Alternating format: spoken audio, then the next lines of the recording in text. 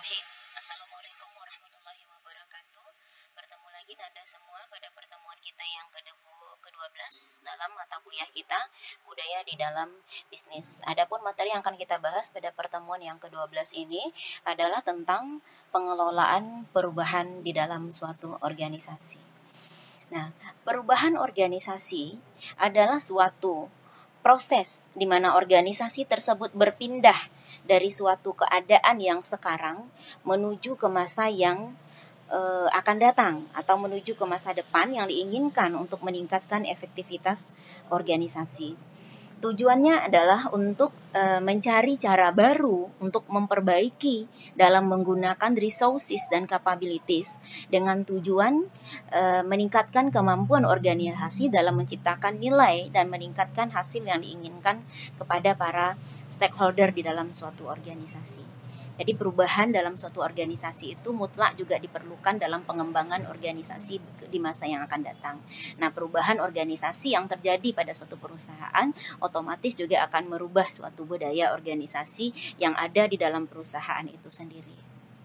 Nah, para ahli mendefinisikan perubahan organisasi itu beberapanya sebagai berikut, seperti yang dikemukakan oleh Herbert J. Cruden, bahwa perubahan organisasi itu merupakan sesuatu hal yang berlainan, akan tetapi berlainan bagi para ahli, akan tetapi pada dasarnya pengembangan organisasi itu menurut para ahli, walaupun berlainan, itu merupakan suatu metode untuk memudahkan perubahan dan pengembangan dalam orang-orang atau sumber daya manusia yang ada dalam organisasi.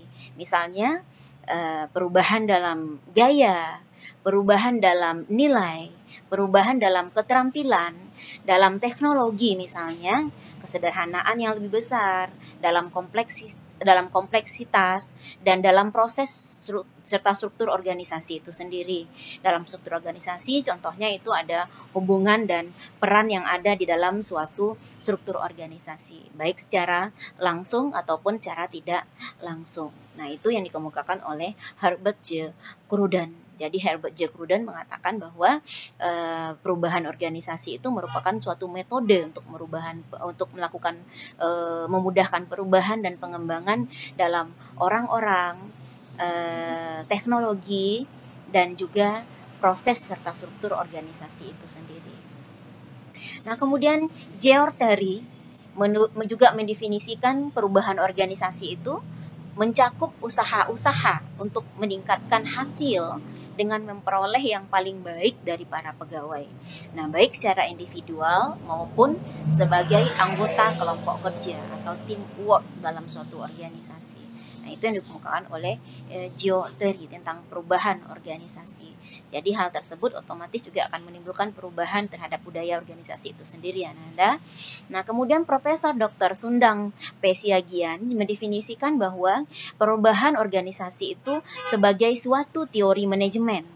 Nah, sebagai suatu teori manajemen, perubahan organisasi itu berarti merupakan serangkaian konsep, alat, dan teknik yang untuk melakukan perencanaan jangka panjang, long term, objektif, dengan sorotan pada hubungan antara kelompok kerja dan individu yang dikaitkan dengan perubahan-perubahan yang bersifat struktural. Karena perubahan-perubahan yang struktural itu juga akan bisa menimbulkan perubahan secara menyeluruh terhadap organisasi itu sendiri pada semua sumber daya organisasi yang ada. Sumber daya organisasi yang ada itu pada pertemuan-pertemuan sebelumnya Ibu juga sudah menerangkan bahwa apa saja itu sumber daya organisasi, ada man, ada money, ada method, ada material, ada mesin, ada market, ada sistem informasi dan teknologi. Nah, kemudian sasaran-sasaran dari perubahan organisasi yang diharapkan itu apa? Apa sih target yang diinginkan oleh perusahaan dengan adanya perubahan? Apa sasaran yang diinginkan oleh perusahaan dengan adanya suatu perubahan organisasi itu? Apa nilai positif yang akan didapat perusahaan dengan adanya perubahan?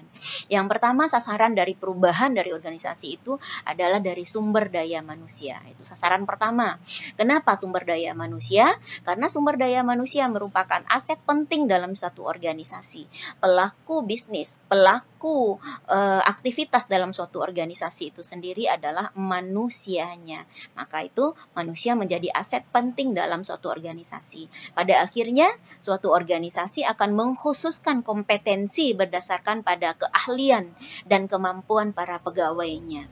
Nah, inilah yang mendorong sekarang, makanya sumber daya yang punya nilai kompetensi itu dilihat kepakarannya di mana, keahliannya di bidang apa. Jadi sumber daya manusia yang memiliki skill tertentu, yang memiliki kompetensi tertentu, tidak lagi ACDC, artinya dia bisa ini sedikit, bisa ini sedikit, bisa itu sedikit, tapi dituntut untuk lebih mempunyai specifically keahlian di bidang tertentu. Nah, itu keahlian yang berdasarkan kepada sumber daya organisasi yang mengkhususkan kepada kompetensi pegawai itu sendiri.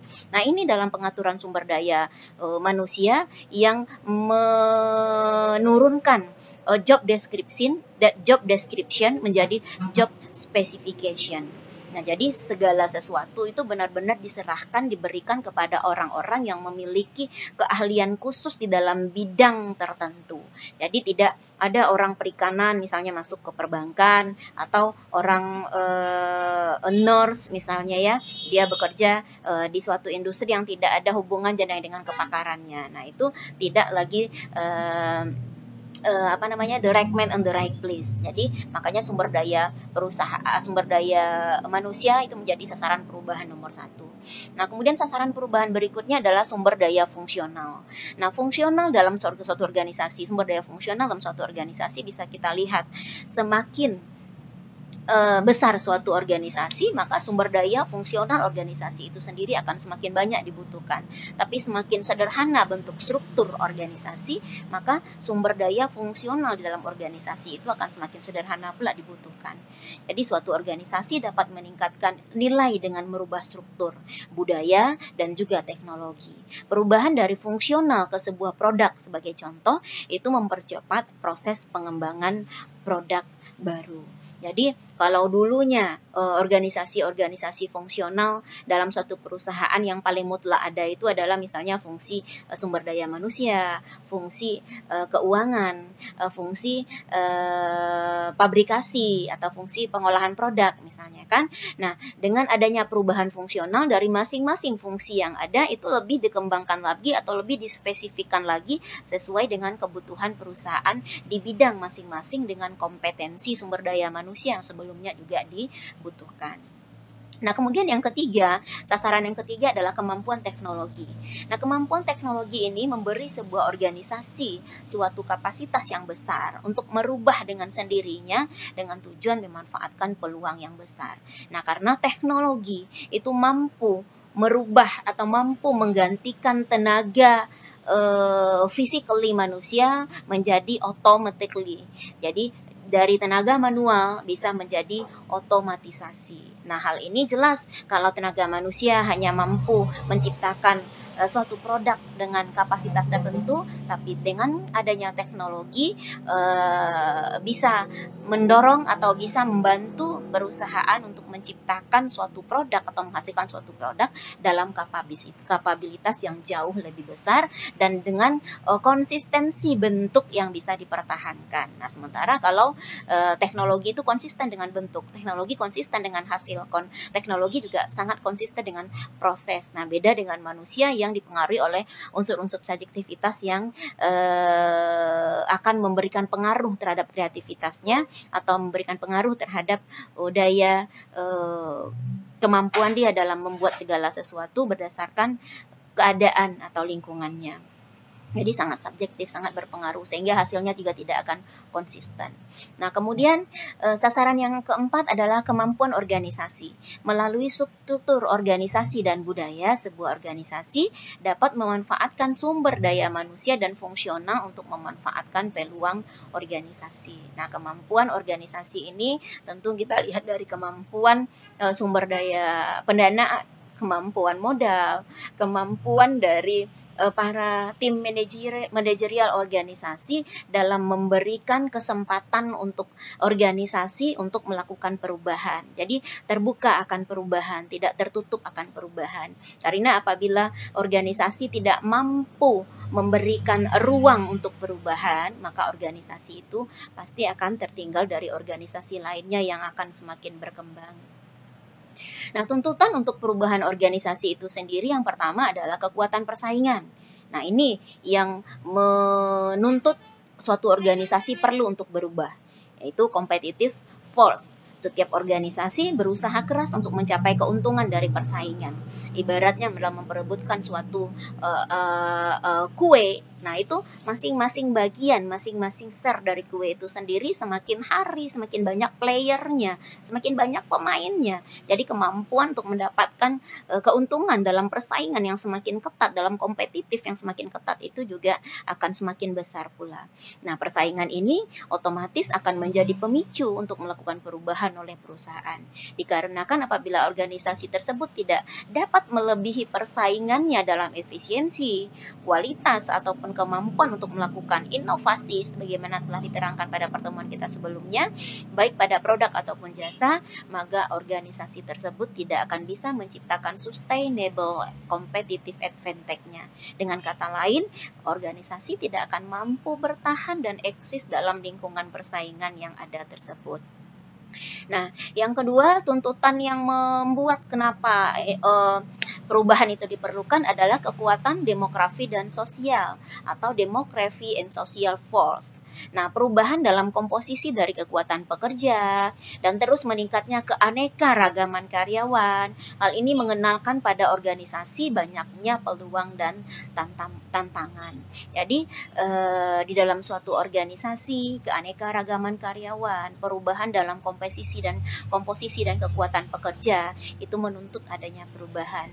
Nah, karena apa? Semakin meningkat komposisi kekuatan karyawan itu harusnya linear pula dengan reward yang mereka terima. Nah, otomatis kekuatan demografi dan sosial demografi juga menjadi salah satu hal yang harus dipertimbangkan oleh perusahaan untuk dapat melakukan perubahan di dalam suatu organisasi. Nah, yang ketiga adalah kekuatan etika atau ethical force. Nah, sama pentingnya bagi suatu organisasi dalam mengambil tindakan untuk merubah sebagai tanggapan atas tuntutan dalam perubahan demografis dan sosial untuk ke arah perilaku perusahaan yang lebih jujur dan bertanggung jawab. Nah, ini kekuatan etika, ethical force. Nah, perubahan ini diperlukan karena semakin teredukasinya masyarakat, semakin teredukasinya sumber daya manusia. Jadi mereka lebih melihat lagi, lebih memiliki suatu imajinatif untuk mendapatkan segala sesuatu yang diberikan oleh perusahaan itu benar-benar bernilai secara etika. Artinya tidak melanggar aturan-aturan kemanusiaan, tidak melanggar aturan-aturan etika sesuai dengan tatanan kehidupan. Apalagi Indonesia. Kita tahu Indonesia adalah suatu negara yang adat budaya ketimurannya itu sangat-sangat kental sehingga etika itu merupakan menjadi suatu kekuatan yang harus diperhatikan oleh perusahaan dalam memperhatikan perubahan-perubahannya. Jadi berubahlah untuk mendapatkan keuntungan, untuk mendapatkan kreativitas, inovasi, berubah untuk mendapatkan growth yang lebih tinggi lagi dalam dunia bisnis mereka, tapi tidak boleh mengabaikan etika yang ada. Apalagi untuk kawasan Indonesia, kita merupakan negara timur yang adat istiadat kita itu sangat kental sekali. Kemudian apa saja hambatan yang akan didapatkan oleh perusahaan dalam melakukan perubahan organisasi itu? Nah, yang pertama itu hambatannya adalah dari konflik dan kekuasaan. Nah, itu jelas karena tidak semua tidak semua manusia dalam organisasi itu mampu menerima perubahan. Sehingga ketidakmampuan dia saat menerima perubahan itu akan menciptakan konflik. Nah, konflik dan kekuasaan juga. Nah, kekuasaan ini bisa kekuasaan yang dikeluarkan oleh individu, bisa kekuasaan yang dikeluarkan oleh institusi atau organisasi. Nah, konflik dan kekuasaan ini merupakan bagian dari hal yang akan menghambat terjadinya perubahan.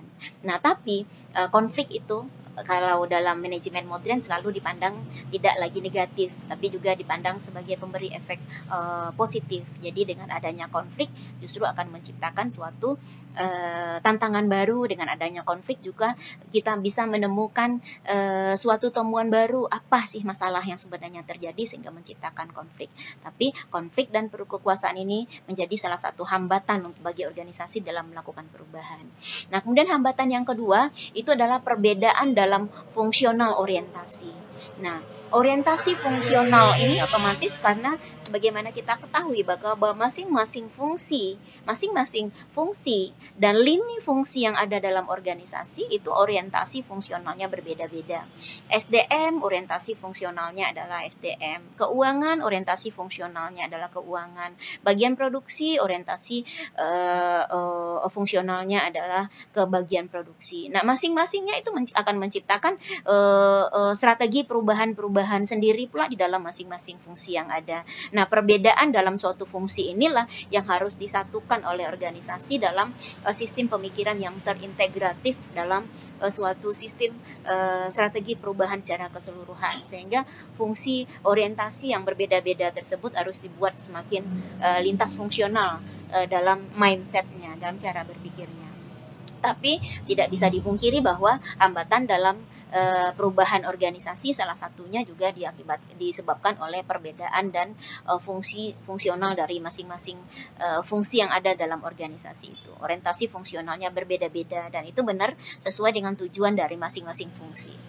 Nah, kemudian yang ketiga itu adalah budaya organisasi. Nah, budaya organisasi juga menjadi faktor yang penghambat terjadinya perubahan dalam organisasi itu sendiri. Nah, budaya organisasi yang kuat, nah biasanya sangat sulit untuk menerima perubahan. Nah, tapi disinilah perannya manajerial, disinilah perannya owner, disinilah perannya para pemangku jabatan, para pemangku kepentingan-kepentingan yang mempunyai power of untuk mengakomodir ini. Jadi budaya organisasi, apabila budaya organisasi itu baik biasanya, maka pengelolaan untuk perubahan itu bisa dilakukan dengan baik. Tapi apabila budaya organisasi itu kurang baik atau lemah, nah itu juga akan bisa melemahkan dan menjadi hambatan terbesar dalam melakukan perubahan organisasi. Jadi mindset untuk menanamkan menanamkan pemikiran untuk tidak pernah takut akan perubahan atau terbuka akan perubahan itu benar-benar harus ditanamkan sejak awal di dalam suatu organisasi, bahwa perubahan itu mutlak dilakukan. Nah, kemudian hambatan yang keempat ada resistensi untuk berubah tingkat grup. Nah, di sini dengan adanya kemarin dalam suatu organisasi ada tercipta kelompok-kelompok, dalam kelompok ada tercipta lagi kelompok-kelompok kecil, gitu kan. Nah, resistensi untuk tingkat perubahan grup itu kadang menjadi kendala karena pada saat resistensi perubahan grup itu tidak sejalan dengan perubahan yang diinginkan oleh organisasi secara keseluruhan.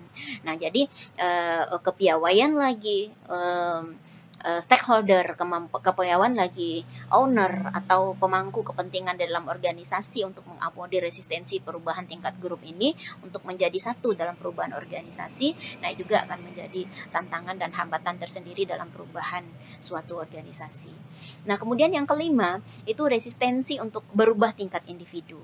Nah, apabila individu itu sendiri tidak mempunyai keinginan untuk berubah, nah itu akan menjadi tantangan, menjadi hambatan untuk organisasi berubah.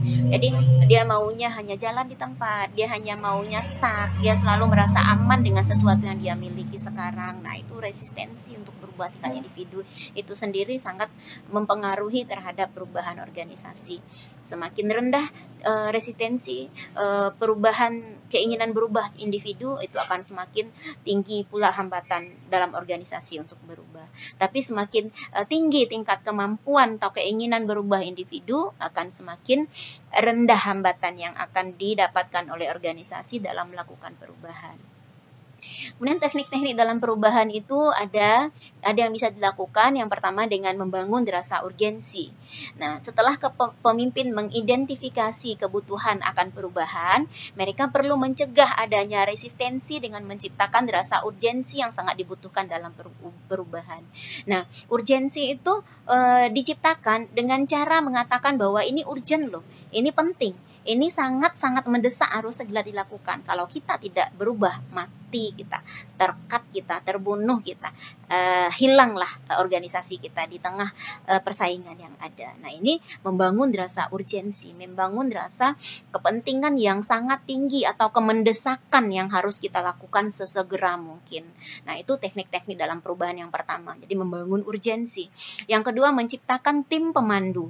Nah, dengan adanya situasi mendesak, para agen perubahan yang sukses lalu membentuk tim pemandu atau guiding team.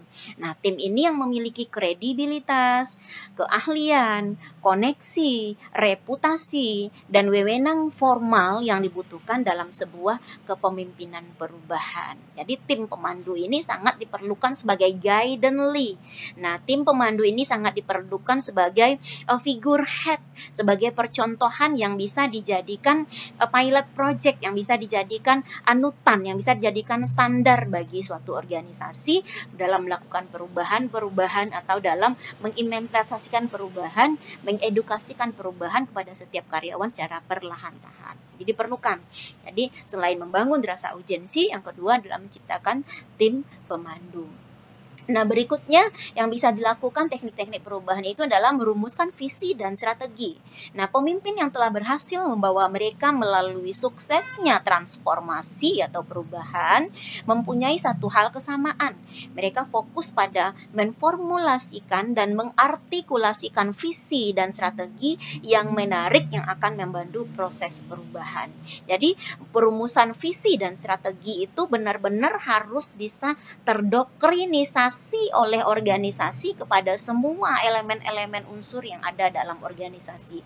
Baik itu kepada siapapun yang ada dalam organisasi harus teredukasi tentang visi dan strategi perusahaan secara keseluruhan. Baik itu level teratas dalam organisasi maupun sampai ke level tertinggi. Sehingga mereka benar-benar tahu kemana arah perusahaan ini akan dibawa. Seperti apa strategi yang akan dilakukan oleh perusahaan ini dalam menciptakan perubahan. Dan untuk apa visi dan misi, untuk apa strategi perubahan ini dilakukan, apa impact positif yang akan mereka lakukan baik untuk individu mereka, untuk kelompok mereka maupun terhadap organisasi secara keseluruhan. Nah, ini diperlukan perumusan visi dan strategi yang benar-benar bisa dipahami oleh semua elemen unsur yang ada di dalam organisasi secara keseluruhan. Nah, yang keempat itu adalah mengkomunikasikan visi perusahaan. Mengkomunikasikan visi dan strategi adalah langkah selanjutnya. Amat sederhana, pesan menyentuh yang dikirimkan melalui saluran-saluran komunikasi yang tidak buntu. Jadi, para petinggi, kalau di dalam suatu perusahaan, level-level pencetus strategi itu ada strategi pada level korporasi, ada strategi pada level unit bisnis, ada strategi pada level fungsional bisnis. Nah, itu pada masing-masing level. Itu perlu pengkomunikasian sampai kepada tahap jajaran paling bawah sehingga tidak ada gap atau jalan buntu atau saluran komunikasi yang buntu yang bisa mengakibatkan miscommunication atau misunderstanding dari semua elemen-elemen unsur yang diperlukan dalam perubahan organisasi. Makanya mengkomunikasikan visi dan perubahan itu sangat diperlukan mulai dari jajaran atas sampai ke jajaran bawah. Sama juga dengan pentingnya tadi merumuskan visi dan strategi perusahaan. Nah, kemudian memberdayakan tindakan menyeluruh. Nah, dalam proses perubahan yang berhasil, apabila orang-orang mulai memahami dan menindaklanjuti visi perubahan yang diajukan, tugas manajer adalah menyingkirkan rintangan yang menghalangi usaha mereka.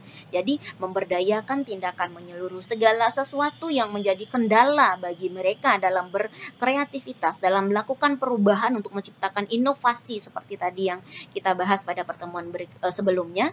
Nah, itu harus bisa dibablas habis, harus bisa dihalangi sedemikian rupa, harus bisa dihilangkan oleh manajer. Nah, sehingga membuat jalan mulus bagi mereka dalam melakukan perubahan tersebut. Nah, kemudian yang berikutnya adalah menghasilkan kemenangan jangka pendek. Nah, ini perlu. Mereka yang bekerja dengan orang-orang berdasarkan ketetapan visi akan terbantu meraih kemenangan jangka pendek. Short term-nya jelas. Nah, kalau long term itu biasanya jangka panjang dan waktu mereka untuk menikmati hasil itu juga uncertainty. Jadi waktunya itu juga tidak bisa dinikmati dalam jangka pendek. Nah, beda dengan ketetapan ketetapan visi yang akan terbantu meraih kemenangan jangka pendek. Itu biasanya impact-nya juga akan segera mereka rasakan dalam jangka pendek juga. Nah, kemenangan-kemenangan ini sangatlah penting. Mereka akan memberikan kredibilitas yang lebih baik, sumber daya yang juga akan lebih meningkat, momentum yang berguna untuk usaha perubahan secara menyeluruh. Jadi menghasilkan kemenangan jangka pendek itu harus diapresiasi sedemikian rupa, diberi reward sedemikian rupa juga untuk agar perubahan-perubahan itu bisa mereka rasakan perubahan impact-nya itu dalam jangka pendek. Nah, kemudian mengkonsolidasikan hasil dan mendorong perubahan yang lebih besar. Dalam situasi-situasi yang sukses, orang-orang akan menggunakan momentum yang cukup terbangun untuk mewujudkan visi yang tetap menjaga tingginya perasaan terdesak dan rendahnya rasa puas diri.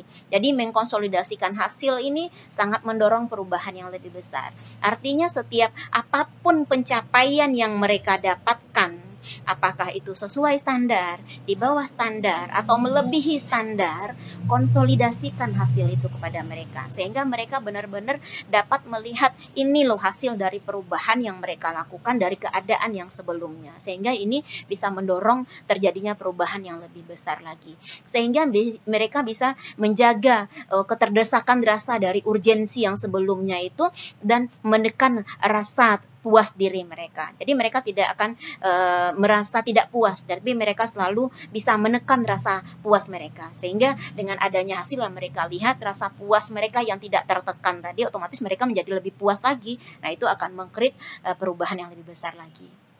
Kemudian mendapatkan pendekatan baru dalam budaya. Dalam beberapa contoh kasus yang berhasil, para pemimpin perubahan di seluruh organisasi membuat perubahan itu bersifat tetap dengan membangun budaya yang baru.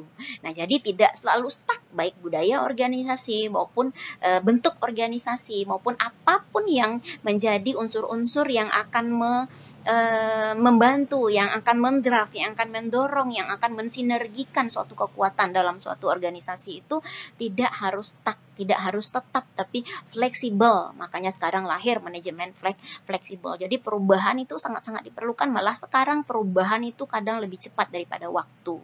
Nah, jadi salah satunya perubahan itu bersifat tetap dengan membangun budaya yang baru. Jadi dengan budaya yang baru, yang tidak lagi kagok, yang tidak lagi kaget, yang tidak lagi merasa tertekan dengan perubahan. Jadi dengan adanya budaya yang kuat, suatu organisasi bisa selalu menyesuaikan setiap perubahan-perubahan yang ada dengan kepentingan-kepentingan organisasi dan tidak membuat sumber daya yang ada dalam organisasi tersebut merasa canggung atau merasa kaku atau merasa tertekan dengan adanya perubahan.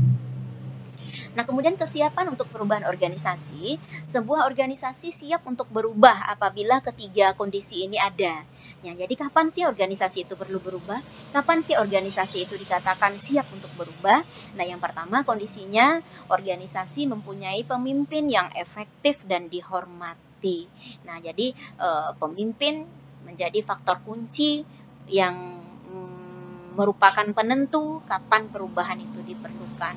Nah, kalau kita mempunyai pemimpin yang tidak efektif, pemimpin yang tidak dihormati, maka perubahan itu sulit akan terjadi. Nah, yang kedua, orang-orang dalam organisasi mempunyai motivasi untuk berubah. Nah, sekali lagi berkaitan dengan materi kita yang sebelumnya, motivation intrinsik, ya kan? Motivasi yang berasal dari dalam diri individu-individu yang ada dalam organisasi itu sendiri. Jika motivasi orang-orang yang ada dalam organisasi tidak mau berubah, nah, maka organisasi tidak siap untuk berubah. Tidak bisa dilakukan perubahan. Kemudian yang ketiga, organisasi mempunyai struktur yang non-hierarki. Nah, kalau hierarki ini seperti apa nih? Organisasi mempunyai struktur non-hierarki. Kalau hierarki itu membentuk seolah-olah seperti kerajaan yang pada saat dia menjadi raja, dari awal sampai akhir dia selalu akan jadi raja. Kalau dia menjadi menteri pertahanan, dari awal sampai akhir dia akan selalu menjadi menteri pertahanan. Jadi yang akan membuat dia pensiun dari menteri pertahanan itu mungkin hanya Oh, akhir kehidupan saja. Nah, jadi organisasi yang berubah itu yang non hierarki seperti itu. Artinya setiap manusia, setiap sumber daya yang ada dalam organisasi tidak memiliki suatu jabatan, tidak memiliki suatu kepentingan, tidak memiliki suatu wewenang dalam struktur organisasi, itu sifatnya stuck.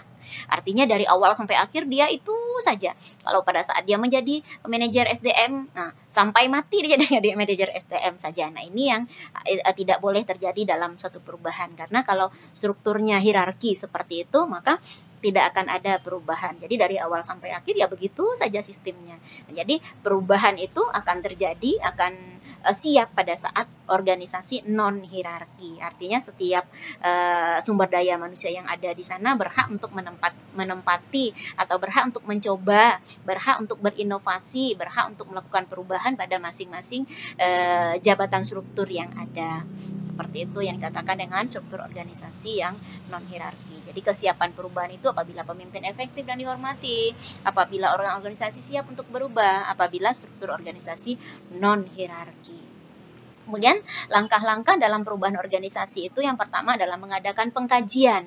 Nah, sebelum kita merubah organisasi, kita adakan pengkajian dulu.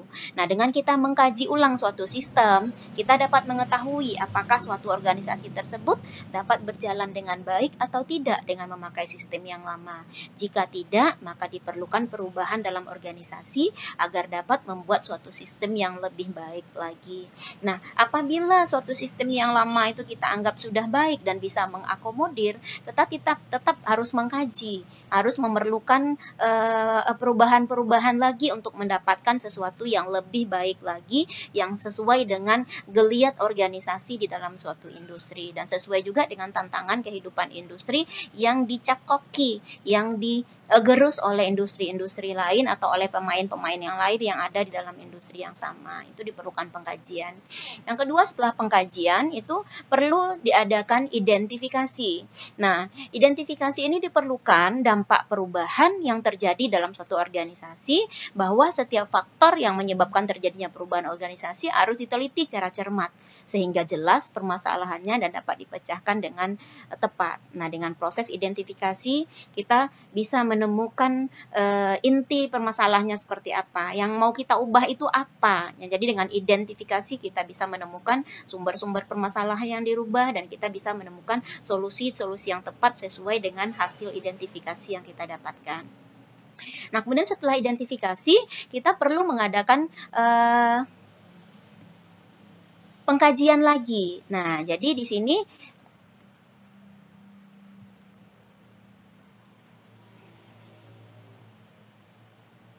jadi langkah-langkah dalam perubahan organisasi itu adalah mengadakan pengkajian, kemudian mengadakan identifikasi. Setelah identifikasi barulah kita lakukan perubahan. Langkah keempat, melakukan perubahan. Itu menentukan strategi. Apabila pimpinan organisasi yakin bahwa perubahan itu benar-benar harus dilakukan, maka pemimpin organisasi harus segera menyusun strategi untuk mewujudkannya, menetapkan perubahan. Nah, menetapkan perubahan ini otomatis melalui kebijakan-kebijakan, peraturan perundang-undangan baru yang disesuaikan dengan kepentingan perubahan yang dibutuhkan organisasi. Nah, setelah menetapkan perubahan, in action dilakukan, perusahaan juga harus melakukan evaluasi. Nah, evaluasi ini perlu dilakukan dengan cara melakukan penilaian-penilaian yang bisa kita lihat apakah dari evaluasi ini perubahan ini positif atau negatif. Nah, kalau dia positif artinya perubahan yang terjadi itu bisa memberikan perubahan yang baik terhadap perusahaan. Sedangkan kalau dia bersifat negatif, semakin kita lakukan perubahan semakin jelek kemampuan perusahaan bersaing. Nah, tapi kalau dia positif, semakin kita lakukan perubahan, kemampuan perusahaan bersaing di dunia bisnis akan semakin tinggi pula. Nah, itu kalau dia bersifat positif. Nah, apabila hasil perubahan sesuai dengan harapan, berarti berpengaruh positif. Nah, sedangkan apabila tidak sesuai dengan harapan, artinya berpengaruh negatif. Harapan kita terhadap perubahan tadi apa? Harapan kita terhadap perubahan adalah meningkatkan kemampuan laba perusahaan, meningkatkan daya saing perusahaan di dunia bisnis yang lain. Nah, jadi kalau seandainya dia memberikan pengaruh yang baik terhadap itu, maka dia memberikan impact yang positif. Nah, kekuatan-kekuatan yang bisa menjadi penyebab perubahan organisasi itu ada kekuatan yang berasal dari kekuatan eksternal dan ada kekuatan yang berasal dari kekuatan internal. Nah, kekuatan-kekuatan eksternal itu antara lain dari mana saja kita dapatkan? Dari kebudayaan, dari pendidikan, dari sosial, politik, ekonomi, teknologi. Nah, itu merupakan sumber-sumber kekuatan yang menyebabkan perubahan organisasi itu secara eksternal. Budaya, pendidikan, sosial, politik, ekonomi, teknologi. Nah, sedangkan kekuatan-kekuatan internal itu kekuatan-kekuatan yang meliputi kegiatan-kegiatan karyawan, tujuan organisasi, strategi dan kebijaksanaan, dan juga teknologi yang digunakan oleh perusahaan. Jadi kekuatan eksternal itu merupakan suatu kekuatan yang didapatkan oleh perusahaan atau sumber daya perusahaan yang berasal dari luar perusahaan. Sedangkan kekuatan-kekuatan internal itu merupakan kekuatan-kekuatan yang diperoleh oleh sumber daya perusahaan atau yang diperoleh oleh sumber daya manusia yang berasal dari dalam perusahaan itu sendiri. Nah, itu ada kegiatan karyawan, tujuan organisasi, strategi dan kebijaksanaan, dan juga teknologi yang digunakan oleh perusahaan dalam mengakomodir perubahan itu sendiri. Nah, demikianlah Nanda semua, berakhir sudah materi kita pada pertemuan yang ke-12 ini. Mudah-mudahan bermanfaat bagi Nanda semua. Mohon maaf atas segala kekurangan. Wabillahi taufik wal hidayah. Wassalamualaikum